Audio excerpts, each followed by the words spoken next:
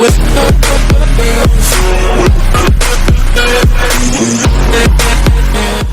everyone, welcome to Neutron. So today we are taking up a new topic, that is Indian startup ecosystem. Okay, and ये topic बहुत important है हमारे IBPS PO and SBI PO 2022 के point of view से.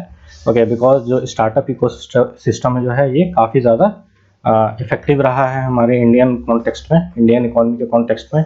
Okay, and many new startups have come up, okay, and they are making mark over all over the world. Okay, so let's see what this topic tells us. Okay, so इसमें बताया गया है क्या कि Indian startup ecosystem is witnessing a huge turnaround over the past few years, which started to make its mark all over the world with an annual growth of 12 to 15% year on year. Okay, तो यहाँ पे क्या बताया गया है कि Indian startup ecosystem में है, इसमें क्या देखा जा रहा है, बहुत ज़्यादा एक बहुत बड़ा एक टर्न अराउंड देखा जा रहा है in the past few years. ऐसा क्यों है? और देखा जा रहा है क्या कि 12 to 15% year on year growth हो रहा है. ओके, जो एक बहुत ही क्या है, ब्राइट साइन है. ओके, इंडियन इकोनॉमी के कॉन्टेक्स्ट में. Okay, so it says that India is now the third largest ecosystem in the world. Okay, तो जहाँ पे एक ऐसा देश था जहाँ पे स्टार्टअप की कोई बात नहीं कर रहा था. Okay, and all of a sudden with in a few years India has being ranked at the third largest ecosystem in the world. Okay, so this is a very big deal for India. Okay, so और क्या है इसके बारे में बताया गया है कि India has about 50,000 new startups in 2018. Okay, तो यहाँ पे बताया जा रहा है क्या, कितने 50,000 न्यू स्टार्टअप्स कब हुए? 2018 में हुए. Okay, and around 8,900 to 9,300 of this are technology led startups. Okay, तो टेक्नोलॉजी लेड स्टार्टअप्स में थोड़ा ज़्यादा उसमें पॉजिटिव साइन दिखता है. क्यों?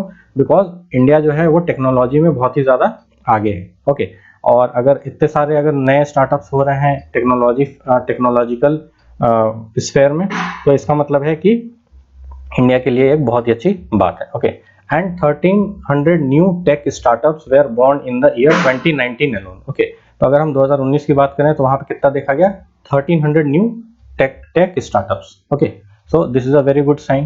Alone in 2021, India has minted 44 unicorns and Indian startups have raised 42 billion. Okay, तो क्या बताया जा रहा है कि 2021 का अगर हम डेटा देखें तो इससे पता चलता है क्या कि इंडिया ने टोटल 44 यूनिकॉर्न्स इंडिया ने बनाए. ओके, एंड उन्होंने कितना जो है कैपिटल रेज किया है?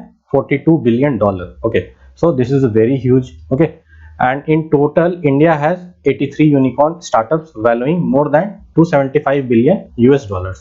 Okay, तो क्या यहाँ पे एक चीज ध्यान देखना है क्या कि 2021 में अकेले 44 यूनिकॉर्न्स बॉर्न हुए. ओके, एंड अभी तक स्टार्टिंग से लेके अभी तक कितना देखने को मिल रहा है हमें?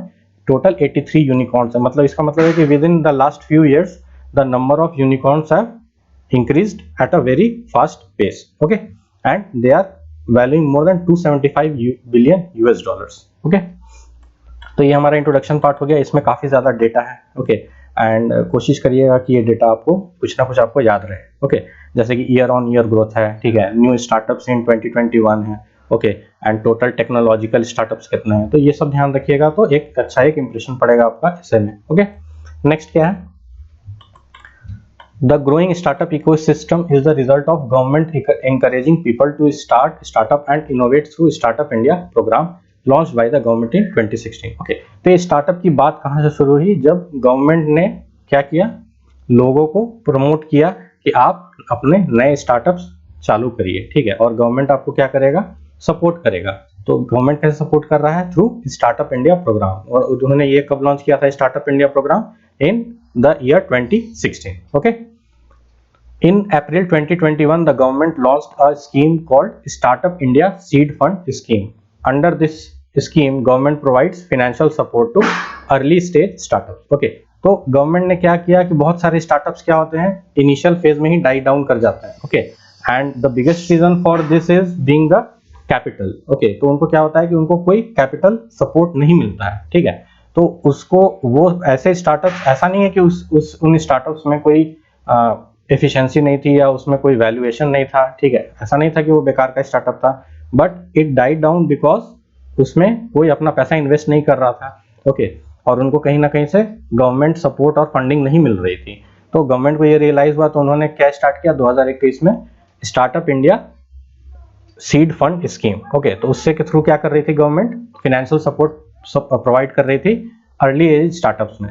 ओके, नेक्स्ट क्या है, government also announced national startup day will be celebrated every year on 16 January which was launched on 16 January 2022।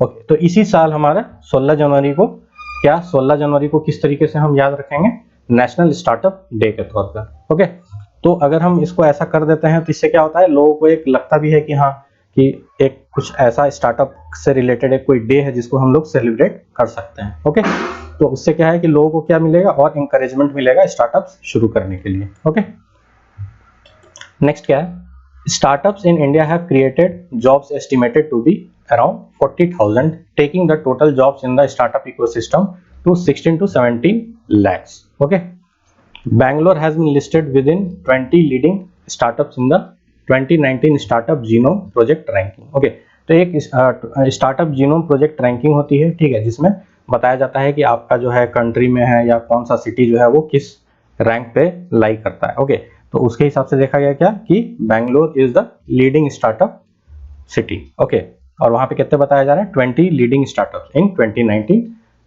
Startup genome project ranking. ठीक है, तो उसका रैंक क्या था, 20 था, विद इन 20 था, सॉरी।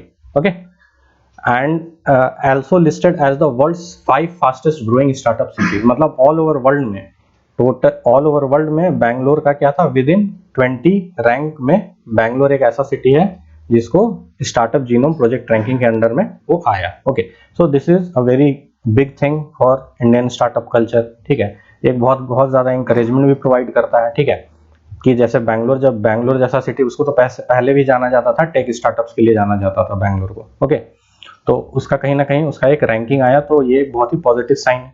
नेक्स्ट क्या है, startup has played an important role in the GDP growth of the country from 1.7 trillion to 3.1 trillion. Okay, तो देखा जाए तो स्टार्टअप का क्या रोल है हमारा इकोनॉमिक डेवलपमेंट में, अगर हम इसके ऊपर बात करते हैं तो हमें पता चलता है क्या कि एक समय ऐसा था जब 1.7 ट्रिलियन डॉलर का था स्टार्टअप इकोसिस्टम, मतलब जीडीपी था, सॉरी। ओके, एंड जो स्टार्टअप्स, जो नए स्टार्टअप्स लॉन्च हुए उसके वजह से क्या हुआ कि हमारा जो जीडीपी ग्रोथ है वो कहां तक पहुंचा दिया उसने, 3.1 ट्रिलियन। ओके, इसका मतलब देखिए कि कितना सिग्निफिकेंट चेंज आपको देखने को मिल रहा है। ठीक है, from 1.7 trillion to 3.1 trillion. Okay, so ये एक पॉजिटिव साइन है इंडियन इकोनॉमी के लिए। ओके, सो ये तो हमने बात कर लिया कि इंडियन स्टार्टअप का क्या डेटा है। ठीक है, इंडियन स्टार्टअप से क्या फायदा हो रहा है, इकोनॉमी को क्या फायदा हो रहा है, जॉब क्रिएशन में क्या फायदा हो रहा है, क्योंकि जॉब क्रिएशन भी एक गवर्नमेंट का एक बहुत ही ज्यादा एक इंपॉर्टेंट पार्ट है जिसके ऊपर वो वर्क करना चाह रही है। Okay, but due to some reasons they are unable to do, but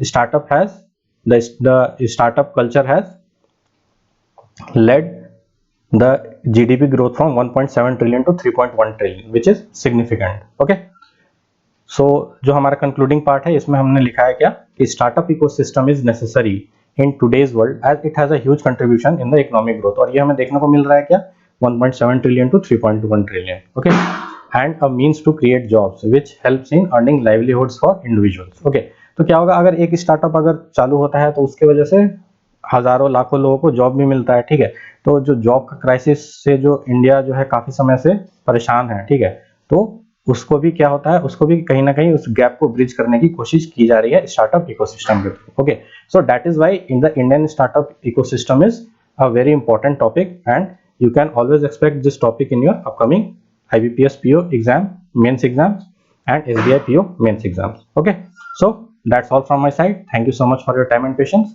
Please do like, share and subscribe to my channel, and do not forget to press the bell icon so that you can get regular updates about my upcoming videos. Thank you so much.